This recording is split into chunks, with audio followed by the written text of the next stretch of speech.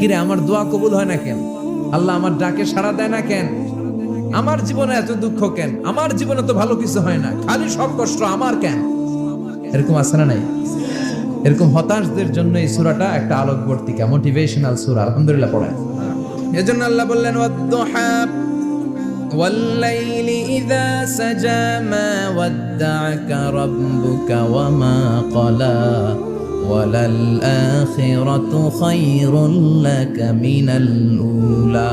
এরপর আল্লাহ বললেন নবী ওয়ালাল আখিরাতু খায়রুল লাকা মিনাল উলা, and verily indeed the hereafter is far better for you than this dunya. এই দুনিয়ার চেয়ে আপনার জন্য আখিরাতটা অনেক দামি। খায়রুল লাকা মিনাল উলা, এই দুনিয়ার চেয়ে আখিরাতটা অনেক শ্রেষ্ঠ। এতে আল্লাহ বললেন দুনিয়ার চেয়ে আখিরাত শ্রেষ্ঠ, আর এক আয়াতে আল্লাহ বললেন দুনিয়ার চেয়ে আখিরাত হলো স্থায়ী। ঠিক কি না? বাল তু'থিরুনাল হায়াতাদ দুনিয়া ওয়াল আখিরাতু খায়রুন ওয়া আবকা। তোমরা দুনিয়ার জীবন নিয়ে পাগল পাড়া হয়ে থাকো, আল্লাহ বললেন দুনিয়ার জীবনের চাইতে আখিরাতের জীবন শ্রেষ্ঠ এবং স্থায়ী। ঠিক কি না? কার কথা? দুনিয়া স্থায়ী না আখিরাত স্থায়ী? দুনিয়া শ্রেষ্ঠ না আখিরাত শ্রেষ্ঠ? কিন্তু আমরা কোনটার পিছনে দৌড়াই? খালি দুনিয়া দুনিয়া। दुनिया के मजा ले लो, दुनिया तुम्हारी है, কিন্তু জান্নাত কে মজা ले लो, জান্নাত তোমারই है। ওইটা কয় না? আছে না নাই? দুনিয়ার পেছনে পাগল হয়ে আমরা পড়ে থাকি। এই দুনিয়ার জীবনটা একটা মায়াজাল, এটা একটা মরিচিকা। এই মরিচিকা, এই ধোঁকা, এই লালসা আর এই মায়াজালের পেছনে আমরা ছুটছি। ছুটতে ছুটতে হুট করে একবার কবরের ভিতরে ঢুকতে হবে। কথা বলেন, তখন আমাদের টনক নড়বে। এজন্য দুনিয়া মুমিনদের জন্য শ্রেষ্ঠ আর স্থায়ী জায়গা নয়। মুমিনের আসল জায়গা হচ্ছে আখিরাত। মুমিনের শান্তি আর কল্যাণের জায়গা হচ্ছে আখিরাত। জান্নাত হচ্ছে মুমিনের শেষ ঠিকানা। চিৎকার করে বলেন ঠিক কি না? সেটাই বিশ্বনবীরে বললেন নবী, কাফির মুশরিকদের কথা আপনি কান দিবেন না, ওদের কথায় হতাশ হবেন না, নিরাশ হবেন না, হাল ছাড়বেন না, ভরসা রাখবেন কার উপর? কারণ ওয়ালাল আখিরাতু খায়রুল লাকা মিনাল উলা। এই দুনিয়ার জীবন ক্ষণস্থায়ী জীবন, চিরকালীন জীবন হলো আখিরাত। নবীরে কিভাবে আশ্বাস দিতেছে দেখছেন? অ্যাসিউরেন্স করতেছে, কনফার্মেশন। এই সূরাটা যে শান্তির সূরা, মোটিভেশনের সূরা, অনুপ্রেরণার সূরা, ইন্সপাইরেশন যে জায়গায়, প্রতিটা আয়াতে আপনি ইন্সপাইরেশন পাবেন। তো প্রতিটা আয়াতে আপনি উজ্জীবিত হবেন, সজীব হবেন, এনথিউজিয়াস্টিক এন্ড এনার্জেটিক হবেন, আপনি এনার্জি ফিরে পাবেন। আলহামদুলিল্লাহ পড়েন।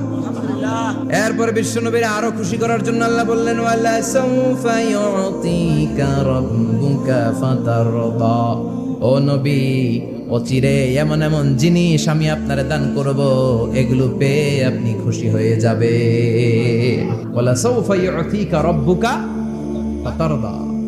অচিরেই এমন এমন জিনিস আমি আল্লাহ আপনারে দান করব। ওরা আপনারে গালি দেয়, ওদের কথা আপনার মন খারাপ, আপনি হতাশ, ভয় পাবেন না নবী। হতাশ হবেন না, নিরাশ হবেন না, আমার উপর ভরসা রাখেন না। এমন এমন জিনিস আমি আপনারে দেব, ফাতারদা, ওগুলো পেয়ে আপনি খুশি হয়ে যাবেন। সুবহানাল্লাহ পড়েন। আল্লাহর কাজই হলো বিশ্বনবীরে খুশি রাখা। Verily I'm gonna give you something that will make you happy.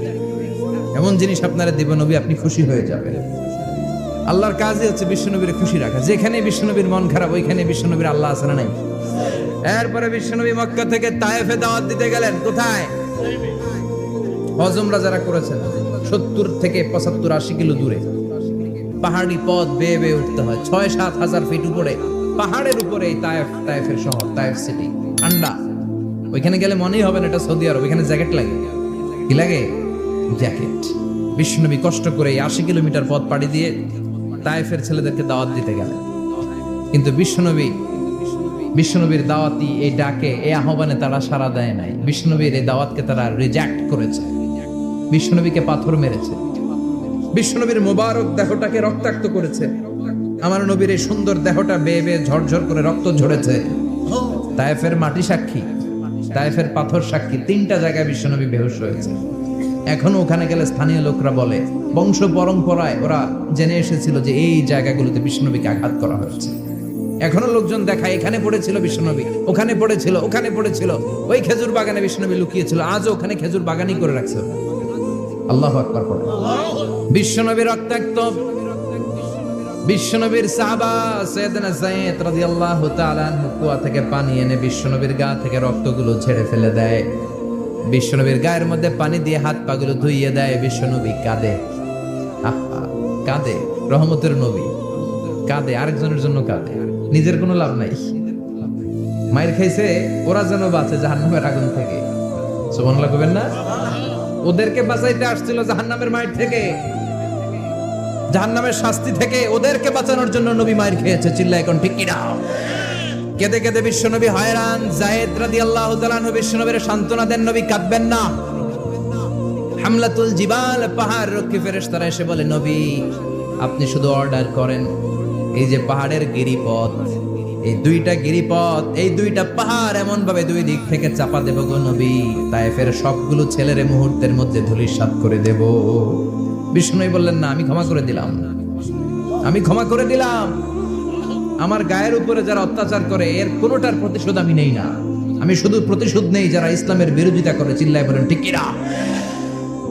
বিশ্বনবীকে আঘাত করা হয়েছে, তার গায়ে শারীরিক কষ্ট, এটার শাস্তি বিষ্ণুবী দিতেন না, কখনোই দিতেন না, ক্ষমা করে দিতেন। কিন্তু ইসলামকে মারাত্মকভাবে যদি ইসলামের বিরুদ্ধাচারণ কেউ যদি করতো, শুধু তাদের উপর বিশ্বনবী তলোয়ার চালাতেন। চিৎকার করে বলতে হবে ঠিক কিনা? বিশ্বনবী কাঁদলেন। কে দেখে বিশ্বনবীর কান্না, নিজের জন্য কাঁদে না, ওদের জন্য কাঁদে। আর বললেন, না ফেরেশতারা ওদেরকে তোমরা মেরে ফেলো না, হয়তো ওরা কালিমা পড়ে নাই, ওদের ভবিষ্যৎ প্রজন্মদের মধ্য থেকে কেউ না কেউ কালিমার বাণী পড়বে। তাই হয়েছে। তায়েফে গেলে হৃদয়টা ঠান্ডা হয়ে যায়। মসজিদ আর মসজিদ, মসজিদ আর মসজিদ, আল্লাহ আল্লাহদের ভিড়, চমৎকার এক পরিবেশ তায়েফের পরিবেশ। বিশ্বনবী কেঁদে কেঁদে হয়রান। আল্লাহর রসের উপর থেকে টের পাচ্ছে বিশ্বনবীর মনটা ভালো না। এত আশা নিয়ে ভরসা নিয়ে কোথাও জায়গা না পেয়ে তায়েফের এখানে আসলাম দাওয়াত দেওয়ার জন্য। তায়েফের ছেলেগুলো দাওয়াতের আমার দাওয়াত গ্রহণ করলো না। বিশ্বনবীর মনটা বড্ড খারাপ। বিশ্বনবী নামাজে দাঁড়িয়ে গেলেন। বিশ্বনবী নামাজে দাঁড়িয়ে তেলাওয়াত করছেন, পাশ দিয়ে একদল জিন বিশ্বনবীর পাশ দিয়ে চলে যাচ্ছিল। একদল জিন, জিন জাতি চলে যাচ্ছে, আর বিশ্বনবীর তেলাওয়াত শুনে তারা থমকে দাঁড়ায়। কিরে এত সুন্দর কোরআন, এরকম তো শুনি নাই। ইনি কে? খোঁজখবর নিয়ে দেখলেন ইনি বিশ্বনবী। সুবহানাল্লাহ পড়েন। তারপরে এরা ছুটে গেল এলাকায়। এলাকায় যে এরা ঘোষণা দেয়া শুরু করলো, ইন্না সামি'না কুরআনান আজাবা ইয়াহদি ইলার রুশদি ফাআমান্না বিহি। নিশ্চয় আমরা আজীব চমৎকার কোরআন তেলাওয়াত শুনে এসেছি। এই তেলাওয়াত সাধারণ তেলাওয়াত নয়, এই আয়াত দুনিয়ার মানুষের বানানো আয়াত নয়। এই আয়াতগুলো পাঠিয়েছে কে? এই আয়াতগুলো ইয়াহদি ইলার রুশদি, হেদায়েতের দিকে মানুষকে পথ দেখায়। তাই আমরা যারা এই তেলাওয়াত শুনেছি, আমান্না বিহি, এই তেলাওয়াত শুনে, কোরআন শুনে, বিশ্বনবীর কণ্ঠে তেলাওয়াত শুনে আমরা সবাই ঈমান এনে মুসলমান হয়ে গেলাম। বিশ্বনবী তখনও জানে না জিনেরা যে মুসলমান হয়েছে। বিশ্বনবী নামাজ পড়ে যখন বসলেন, সাইয়েদনা জিবরাইল মারফত আল্লাহ বিশ্বনবীরে জানায়, ও নবী হতাশ হন কেন? হতাশ হবেন না, নিরাশ হবেন না, হাল ছাড়বেন না, ভরসা রাখবেন কার উপর?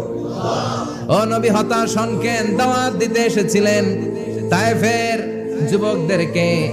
তায়েফের যুবকরা দাওয়াত কবুল করে নাই তো কি হয়েছে? তার বিপরীতে অদৃশ্য জগতের একটা প্রাণী, জিন জাতি, তারা আপনার কণ্ঠের সুন্দর তেলাওয়াত শুনে কালিমা পড়ে মুসলমান হয়ে গিয়েছে গো নবী। বিশ্বনবীরে শোনায় দিলেন, ফাতারদা, বিশ্বনবী আবার খুশি হয়ে গেলেন। ওয়ালা সাউফা ইউতিকা রাব্বুকা। যেখানে বিশ্বনবীর মন খারাপ, বিশ্বনবীর ভালো করার থেরাপি আল্লাহর জানা আছে না নাই? সুবহানাল্লাহ পড়ো। যেখানেই বিশ্বনবীর মন খারাপ, সেখানে বিশ্বনবীর মন ভালো করে দেয় কে? এরপরে বিশ্বনবীর কলিজার টুকরা খাদিজাতুল কুবরা তাহেরা ইন্তেকাল করলেন। বিশ্বনবীর মনটা, হৃদয়টা আবার ভেঙে খান খান হয়ে যায়। খাদিজাতুল কুবরা তাহেরা ছিল বিশ্বনবীর প্রথম স্ত্রী। নিজের যত সম্পদ ছিল সব বিশ্বনবীর পায়ের সামনে ঢেলে দিয়েছে, সব ঢেলে দিয়েছে বিশ্বনবীর জন্য। উনিও স্ত্রী, আমাদের স্ত্রীগুলোও স্ত্রী, পার্থক্য আছে না নাই? নিজের যা ছিল সব দিয়ে দিল স্বামীরে। বিশ্বনবী বলতেন, রুজিকত হুব্বাহা।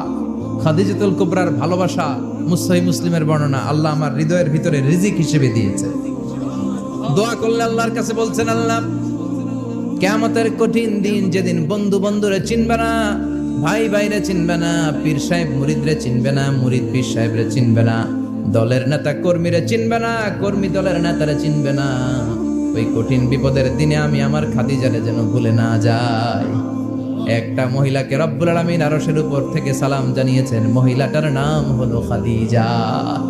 ইসলামের সর্বপ্রথম কালিমা পড়ে যেই নারীটা মুসলমান হয়েছেন তিনি হচ্ছেন খাদিজাতুল কুবরা তাহেরা। এই খাদিজাতুল কুবরা তাহেরা ইন্তেকাল করলেন। বিষ্ণুনবীর হৃদয়টা ভেঙে খান খান হয়ে যায়, হৃদয়টা ভেঙে যায়। এরপর চাচা আবু তালেব তিনিও ইন্তেকাল করলেন। বিশ্বনবীর হৃদয়টা মনটা বিষণ্ণ হয়ে যায়, চিন্তায় পেরেশান হয়ে যায়। ডানে বায়ে তাকিয়ে দেখে বিশ্বনবীর সাহায্য করার কেউ নাই, সব দিকে খালি শত্রু, সব দিকে বিশ্বনবীর দুশ্মন। কলিজার টুকরা স্ত্রী বাসায় নাই, শেল্টার দেওয়ার মতো চাচাও নাই। বিশ্বনবীর মনে হয় গোটা দুনিয়ায় যেন তার কেউ নাই। বিশ্বনবী আবার হতাশ হয়ে পড়ে। কিন্তু বিশ্বনবী যদি হতাশ হয়, ওনার মন ভালো করার একজন আছে। আল্লাহ বললেন, জিব্রাইল যাও, আমার নবীর মন খারাপ, স্ত্রীর বিয়োগে বিশ্বনবী বিষণ্ণ, চাচা চলে গেল, বিশ্বনবীর হৃদয়টা ভেঙে খান খান হয়ে যায়। বিশ্বনবীরে বলো দুনিয়ায় থাকার দরকার নাই, ডেকে আমার আরশে নিয়ে আসো, আমার সাথে কথা বললে বিশ্বনবীর মন ভালো হয়ে যাবে। আমার সাথে কথা বললে নবীর মন ভালো হয়ে যাবে। সুবহানাল্লাহ পড়ে। কি নবী, উনারে ভালো করা, মন ভালো করে দেয় আল্লাহর কাজ। মেরাজ নিয়ে গেলেন, ঊর্ধ্ব জগতের ভ্রমণে নিয়ে গেলেন। জিব্রাইল ডেকে বললেন, ও জিব্রাইল, আমি জানি বিশ্বনবীর মন খারাপ, স্ত্রী নাই, চাচা নাই, তুমি বিশ্বনবীর নিয়ে আসো তো, আমার দরবারে নিয়ে আসো, আমার সাথে কিছু সময় কাটাবে, আমার সাথে কথা বলবে, মন ভালো হয়ে যাবে। ওয়ালা সাউফা ইউতিকা রাব্বুকা ফাতারদা। ও নবী, এমন এমন জিনিস আপনারে আমি দেব, এগুলো দিয়ে আমি আপনার মনটারে ভালো করে ফেলবো। চিল্লায় কোন সুবহানাল্লাহ। মেরাজ থেকে ফেরার পরে অত্যাচারের মাত্রা আরো বেড়ে গেল, কিন্তু অত্যাচারে মুমিন কখনো কাবু হয় না। জোরে কোন ঠিক কিনা?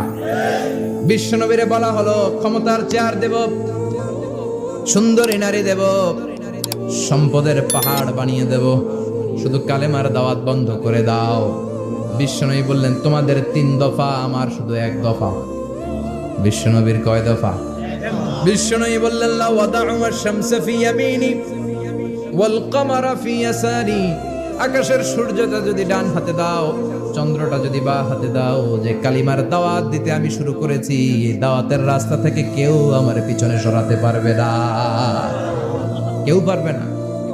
এই পথে আমি নেমেছি, এই পথের শেষ আমি দেখে ছাড়ব। মেরাজ থেকে আসার পরে অত্যাচার আরো বেড়ে গেল, মক্কায় থাকার সুযোগ নাই, কোথাও কেউ বিশ্বনবীর আশ্রয় দেয় না, যেখানেই যায় বিশ্বনবীর তাড়িয়ে দেয়।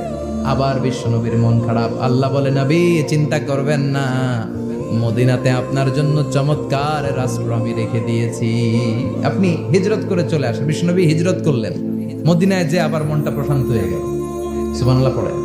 তার মানে যেই জায়গা বিশ্বনবীর ব্লকেজ, রাস্তা আটকে যায়, নতুন রাস্তা খুলে দেয় কে? এজন্য মুমিনের রাস্তা কখনো বন্ধ হয় না। মুমিন বিপদে পড়লে কৌশলী হয়, মুমিন স্ট্র্যাটেজি পাল্টায়, কৌশল পাল্টায়। রাস্তা একটা বন্ধ হলে আরো 10টা খুলে যায়। চিল্লায় এখন ঠিক কিনা? মদিনায় আসলেন, আসার পরেই আল্লাহ তাআলা কিবলা পরিবর্তন করে দিলেন। এতদিন বিশ্বনবী কাবার দিকে নামাজ পড়তেন, এখন বাইতুল মুকাদ্দাসের দিকে নামাজ পড়ার জন্য অর্ডার করলেন। বিশ্বনবী কি আর করবেন, অর্ডারটা কার? নামাজ শুরু করলেন। ইহুদিরাও যেদিকে নামাজ পড়ে, বিশ্বনবী ওইদিকেই নামাজ পড়ে।